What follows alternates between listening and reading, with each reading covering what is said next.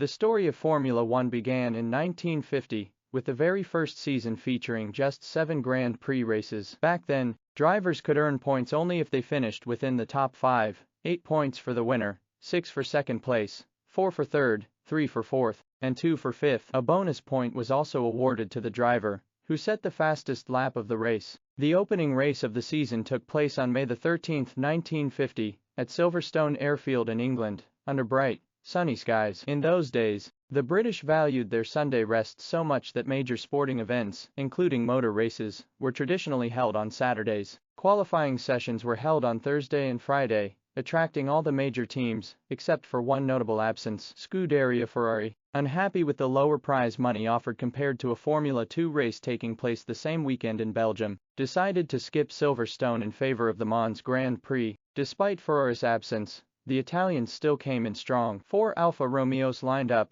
piloted by the famous trio of Fagioli, Fangio, and Farina, along with Reg Parnell. Alongside 6 Maseratis, the French fielded 5 Talbot Lagos, while the British teams, Alta and Era, completed the grid. In qualifying, the Alfa Romeos were in a class of their own. All 4 cars locked out the front of the grid, with Giuseppe Farina taking pole position thanks to a lap time of 1 minute 50.8 seconds, averaging a remarkable 151 km/h. Fagioli, Fangio, and Parnell followed, while the rest of the field struggled to keep up. Race day arrived with a touch of royal grandeur. Before the engines roared to life, the drivers were introduced to King George VI and Princess Elizabeth, the future queen, who watched the race from the stands, a rare sight that added to the day's prestige. Yet the absence of Ferrari left a certain tension missing from the air. At the drop of the flag, Fagioli made a lightning start, passing Farina to take the early lead, with the 4 Alfa Romeos quickly establishing a stranglehold at the front. However, by the end of the first lap Farina had reclaimed his position at the head of the field,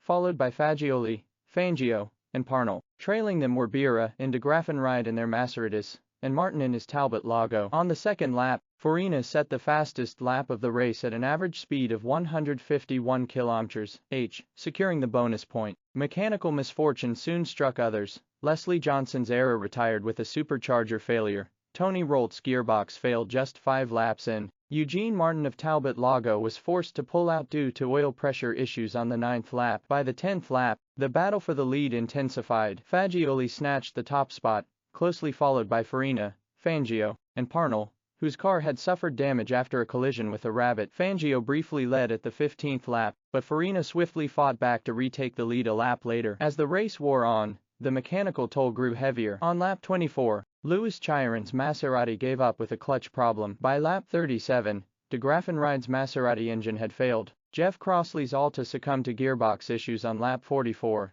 and David Moret's Maserati suffered a dramatic engine failure a lap later. Bira, struggling with oil pressure troubles, retired around lap 50, leaving the 4 Alfa Romeos to dominate the top positions. But the race still had one final twist. On lap 63, Juan Manuel Fangio clipped a straw bale, causing an oil pipe failure that forced him to retire from the race. After 70 grueling laps, Giuseppe Farina crossed the line first, followed by Luigi Fagioli in second and Reg Parnell in third, sealing a commanding 1-2-3 finish for Alfa Romeo in what was not just a victory, but the beginning of a legendary era.